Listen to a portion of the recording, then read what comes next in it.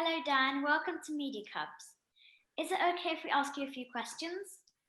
It is, yes, go ahead. All right, so we're going to do 2 cycles. First, we do the serious questions and then the slightly sillier ones. All right, so let's start with Joshua. How much time do you spend your time at work? I'll just clarify that a little bit for you, Dan. So Sure. how do you spend your time at work?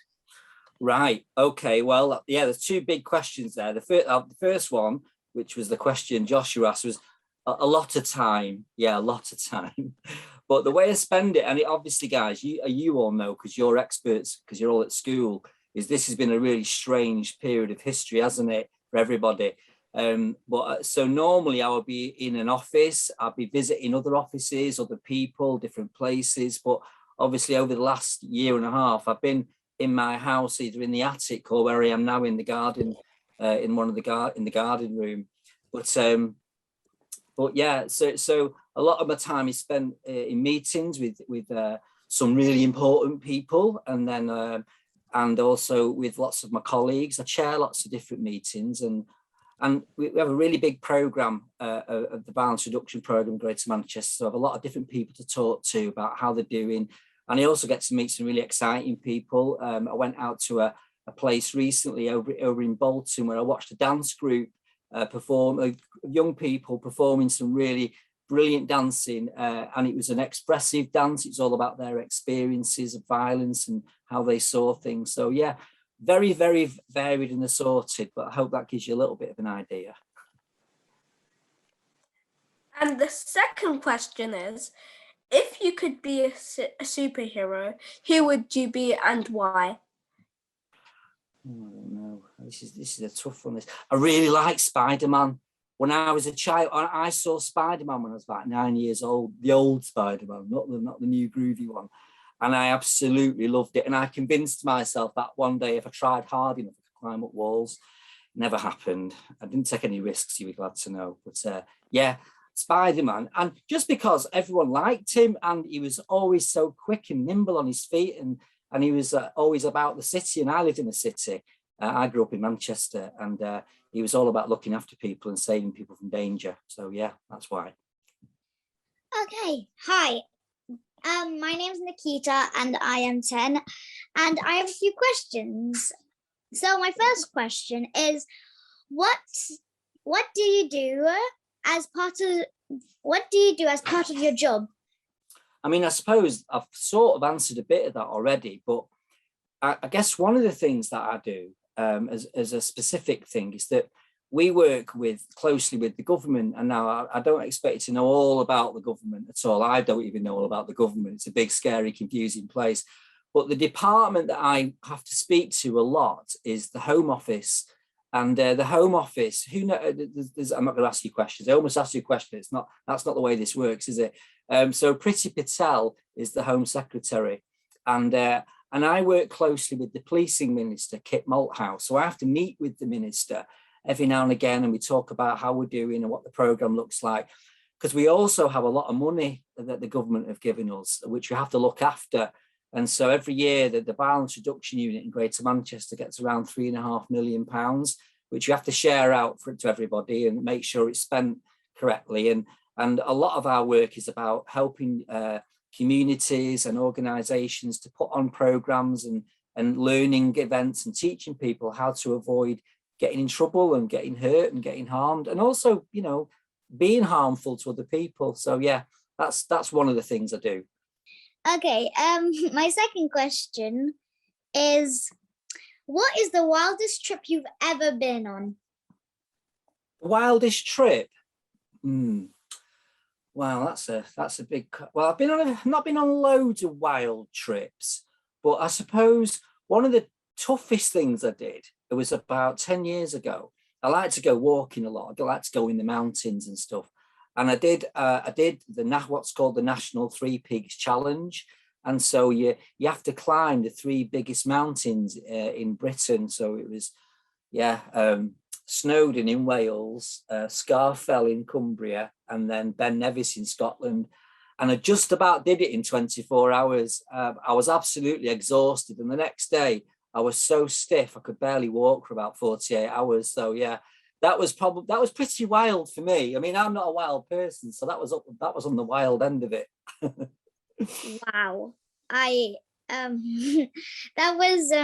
must have been very hard to go to 3 different locations in London, in England. Wow. Yes, it was. It was. We had some very good drivers in the van who got us there quickly. But, yeah. My questions are, do you enjoy your job? If so, what do you enjoy the most about it? Well, that's a really easy question to answer. I do enjoy my job very much so. I actually, I'll tell you a little bit more. My background coming into this job, I was a probation officer. So I worked for the National Probation Service since the mid-90s for a long time. And I don't know what you know about probation officers. What probation officers are people who oversee or look after people who've got in trouble with the police and go to jail. And we help them when they come out of prison. We help them to get lives back together again, find somewhere to live, get a job, make up with the people that they're falling out with. And so I really enjoy working in this environment. But one of the things I really like about the job that I'm doing now is it's so varied. I get to meet so many people. I mean, this now, never in my career did I ever think I'd be sat in my house talking to a group of young expert interviewers like this. Is wonderful. So, you know, you're living proof of the variation and the assortment of opportunities that my job gives me. So yeah, people and meeting lots of people. I love it. Wow. And my silly question is, what is your favorite part of your childhood and as when you're an adult? What's my favorite part of my childhood? And yeah, and what you miss about that as an adult? Oh yeah, I think I grew up in Chorlton in South Manchester, and I lived next to the park, and I think I sometimes go to that park now just for a walk, because I must have spent most of my life in that park, I think, and I had lots of freedom. I think the 1970s, when I was a little boy, my parents were just sort of happy to say goodbye for the day, and we'd just go off wandering around the streets of Manchester. I'd get on the bus and go anywhere with my friends. When I think about it now, I would never let my children do that. But I loved the freedom and all the different things I got to be able to do. I spent long days out in the park playing football with my friends and go to the sweet shop and just playing around and stuff like that. Yeah. So, and I missed that. And it was a very carefree existence where I didn't have to think about the things that I have to think about now in terms of being all sensible and grown up and responsible all the time. Yeah, I do miss those days. And I used to be quite a silly boy. So, yeah. Thank you. My name is Freya, as you might have heard. Now, my question is, what made you work in VRU? What made me work in the VRU? Well, yeah, that's a good question. It's quite a different one as well, isn't it? So I mentioned before that I was a probation officer, but one of the things I specialised in is I started to do about 12, 13 years ago, I started to do a lot of work around, I suppose, it's not a word I like to use very often, but you'll understand quickly what it is. So I used to do a lot of work with people involved in gangs. So people who got involved in violent gangs that shot each other, gangs that used to sell drugs and were quite nasty. And so I became very familiar with that area. But unfortunately, of course, a lot of young people end up in gangs, and not because necessarily they want to, because they get drawn into it. They live in neighborhoods, or they have families that are a bit sort of criminal. And so I became very aware of all the different aspects of those people's lives. So rather than just thinking about it as a probation officer, I started to think about it in a much broader sense. And so when the work or the job came up in the VRU and I read the job description, I thought this is a really good opportunity for me to get involved in some quite exciting stuff, to kind of explore some of the things that I've come to understand myself as a professional. So yeah, And it's, you know, I think it's kind of paying off in that regard, and I'm really kind of getting to do some of that work. And my second question, what are your hobbies outside of work? Well, I've already said one of them, that's walking. I play the guitar, but I've not played it as much recently, which I regret. But I do play the guitar. But you know what I used to do before I was a probation officer? When I left school, I trained to be a chef, and so I worked as a chef for 10 years. And as a result of that, I actually about 7 years ago, even though I'm no longer a chef and haven't been a chef for a long, long time, I set up my own little business as a hobby, and I bake, and it's called Dan's Cookies. Anyway, it's a business now. My wife runs it. She was a teacher, but she left teaching and started to run our business. So we now sell cookies at lots of markets around Manchester, and it's just called Dan's Cookies. And I love it. I find it really relaxing and enjoyable to go to the market and sell biscuits to people. And of course, everyone likes biscuits. And if they don't like biscuits, they must have something wrong with them. That's what I always think anyway.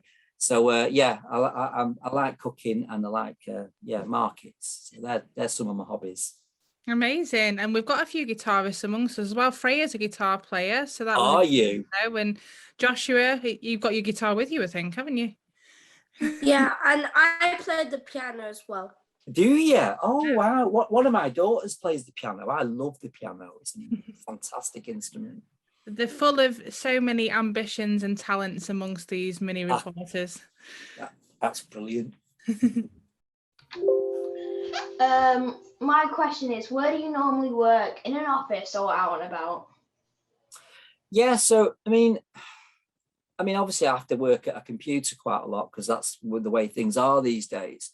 But out and about's quite a lot because I have to go to different sites, different projects, different programs, different parts of Greater Manchester, sometimes different parts of the country.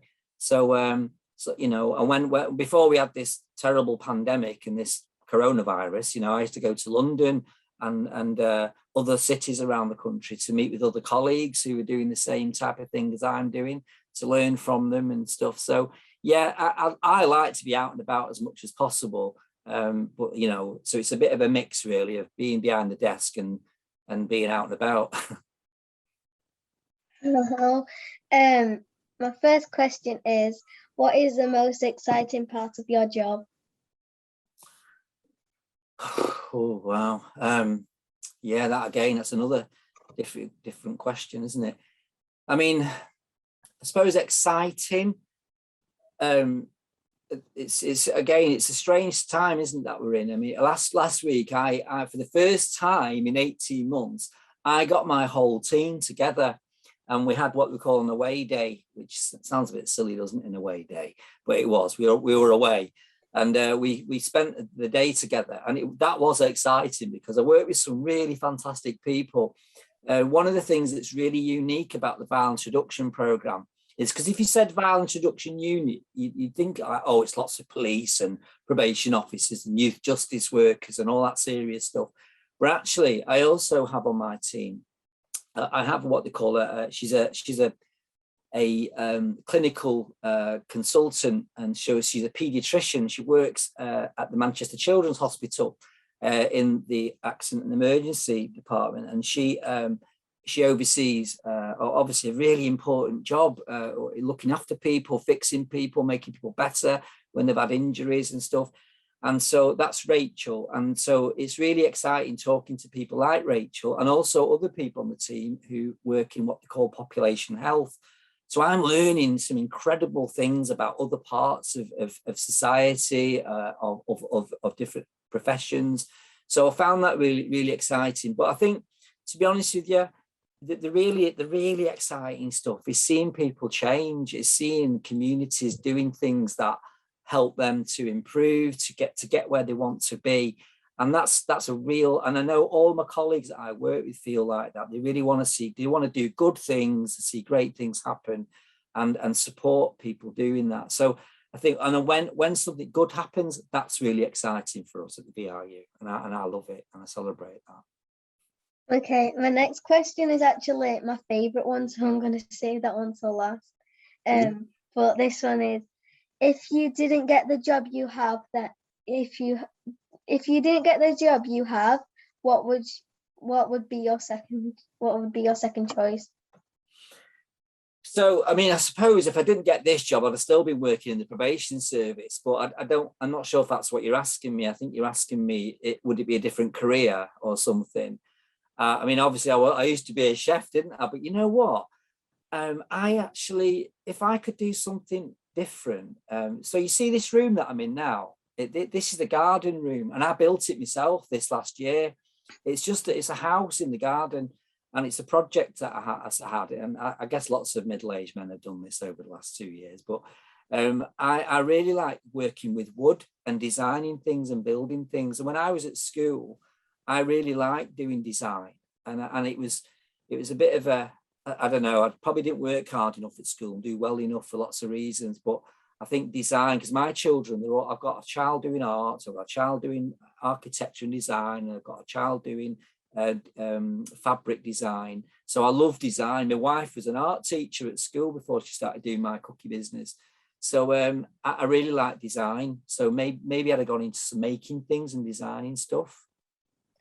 Yeah, my dad sort of does stuff like that sometimes. Does it? Yeah. You're a lucky dad. My last question is, if you could be any sweet, which one would you be and why? If I could be any sweet?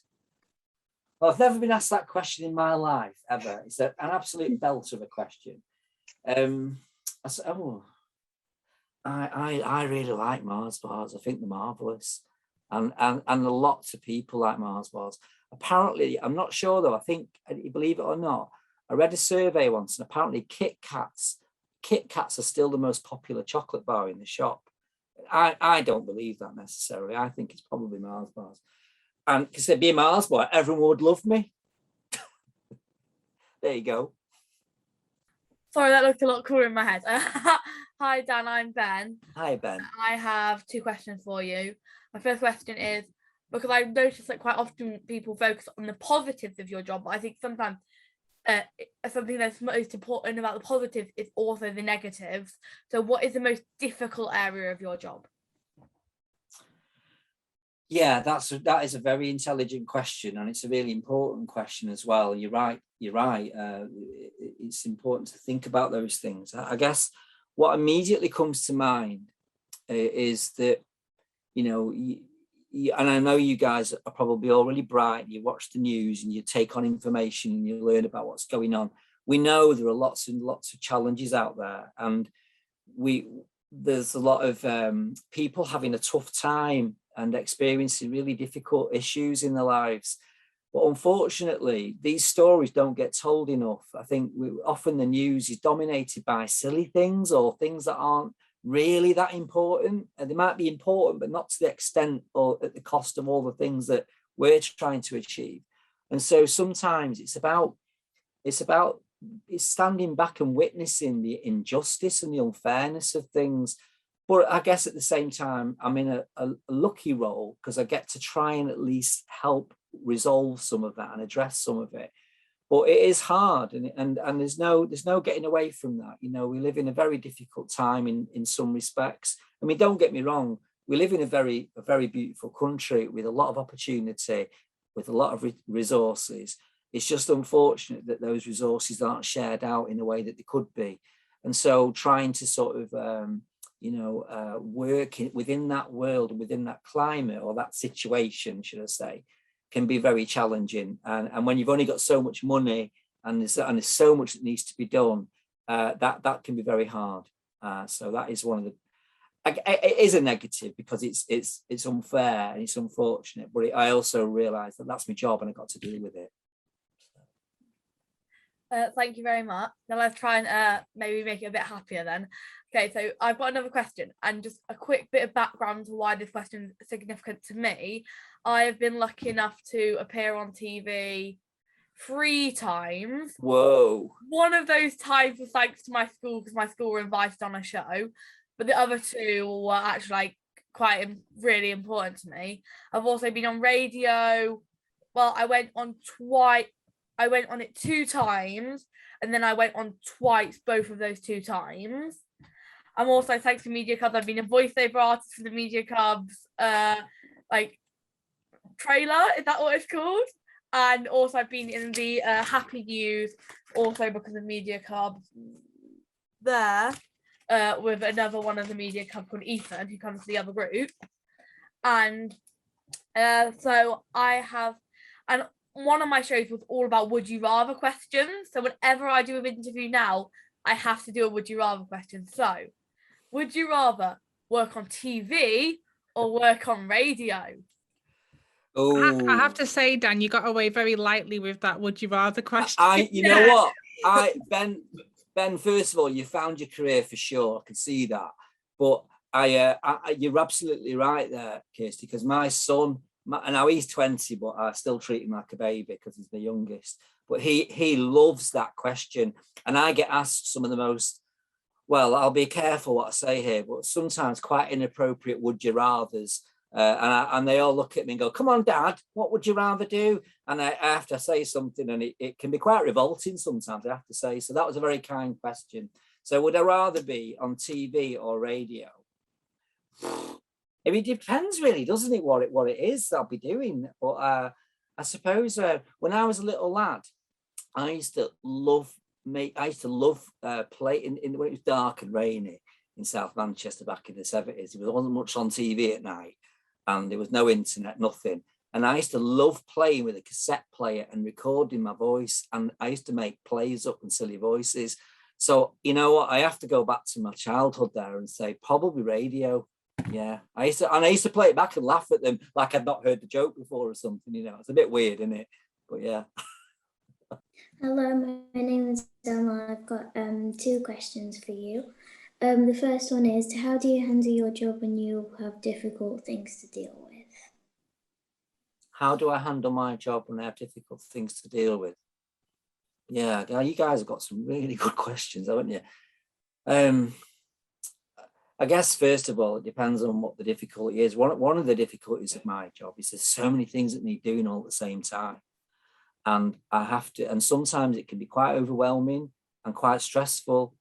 And I have to take time to sort of, you know, I have to take time to think and cut myself some space really, and be kind to myself through the day, and sort of have a bit of a conversation at times with myself and say, right, Dan, cool your jets. You don't have to get overexcited about this, just one step at a time. I go swimming every morning, and that helps get my head in the box because, you know, when I start work, it's nice to feel like I've woken up and I'm feeling refreshed. But yeah, does that answer your question? I'm sorry, I think I might have wandered a bit there. Oh, it does, okay. Kirsty's giving a thumbs up, that's good. My second question is, would you rather be poor and happy or rich and sad? Oh, definitely poor and happy. Because I know that, because I've done that myself before, so it was all right. What a great question. You're handling these would you rather questions very well, Dan, I've got to say. Well, they're being very kind to me, aren't they, Kirsty? They are being kind to you. I've had more difficult ones asked from them. If you ever interview again, trust me, you don't want to have would you rather questions. You need to ban would you rather questions for our group. So I've got 2 questions. The first one is the more serious one. So what are your plans for reducing crime? Yeah, that's what a cracker. So, I mean, crime is an enormous word. It's only a small word, but it's an enormous thing, crime, and it covers all sorts of stuff. And I think the Violence Reduction Unit is very much interested in, as it says on the tin, violence and the things that lead people to be violent or lead people to be vulnerable and be victims of violence. So, you know, a lot of our work is around focusing on the very sort of starting point that lead people into that space where they start getting involved in harmful and damaging behaviors and then become activities. And so one of the things that the VRU are really concerned about, so we have an education lead on our program, Becca, and it's a really important role that she fulfills. And we work very closely with schools And we work very closely with parents and organisations that support schools, so that we can introduce some ideas and training for teachers, because they need to learn about some of this stuff, but also parents, and helping parents to cope better. Because of course, you know, my view of young people is that all young people are the products of the adult world. So, you know, what's happened to them growing up is what, you know, is often because of what the adults have done around them. And that's everybody, and not just their mum and dad, but their own aunties and uncles, or whoever's caring for them, and the community. So that our program, it's about addressing lots of different things, you know, lots of different, your friendship group, your social life. One of the, we have another really important role in our team, a guy called Graham, who runs, who is part of an organisation called Street Games. And Street Games are a national charity, and they do lots of programs and sports and recreation to help young people to develop skills and to feel better about themselves, and to occupy the time in such a way that helps them to see themselves in a much more positive way in the future and work towards those things. Stuff like what you're doing now, you know, this is absolutely, you know, what I would call gold dust. You know, having young people doing something exciting and interesting, and you clearly all know what you're doing. You know, it's not like you've been forced here, I don't think. Anyway, you all look pretty happy from where I'm sitting. So yeah, so there's just that, really, lots of different things. Obviously, we have to look at some of the stuff that's really like, you know, we have one job, and it's again very different to all of that. But we have what we call hospital navigators. And the navigators, they are special people who are like youth workers who sit in the hospital, like, and they wait there when a young person comes in an ambulance, having been hurt, either stabbed or really beaten up. The navigator, one of the doctors and the nurses and everyone sorted them out. The navigator goes and sees that person, and we try and work out and understand what's happened. Why did they get hurt? Is someone else going to hurt them? Is someone else at risk? And so we try and get involved in that really important moment. Some people call it a teachable moment or a reachable moment. So it's getting involved in someone's life at the moment when it's really going wrong, and trying to help divert them in a different direction and link them in with things like this and other really positive opportunities out there. So yeah, just a couple of examples for you. Thank you. And my would you rather question, I'm being kind to you again. You are. Would you rather have a painting or a statue made of you? I wouldn't want a statue. That would be horrible. Definitely a painting. I love paintings anyway. I really like art. I'm not very knowledgeable about it at all, but I do like art, and I like to go and look at paintings and whatnot. And so definitely a painting, and it could be anything. It doesn't have to look like me. It could be just an impression of me, or, you know, some abstract art. I'd love that. In fact, it'd probably be better. Great question, Julie. Thank you. I think that's all the questions we have, but Kirsty might have a few to ask just before we go. Thanks, and I think the mini reporters have that all covered. To be honest, as you've seen, they're experts in their field of interviewing. If there's anything else you would like to add yourself, though, if you think there's anything else they need to know about your work and the violence reduction unit, then you've got the floor. I mean, you've all asked me such a really varied set of questions that it's not really anything to sort of tell you that you don't know, but just to say thank you for inviting me. And really, you know, this is a really good experience for me, because it's another illustration of how young people can be so magical in what they're doing. They're clever, they're thoughtful, and it's something that I've really come to understand in a much more important way than I ever have before. You know, as a dad with I've got 4 kids, and they've all grown up. They're all at university, or they've left university now. And when they were all young, I just thought I knew everything and I knew how to do it all, and my word was final. And but I realised as they were teenagers and as they started to grow up, that they had a lot of wisdom and a lot of experiences, and I had to shut up sometimes and listen to them.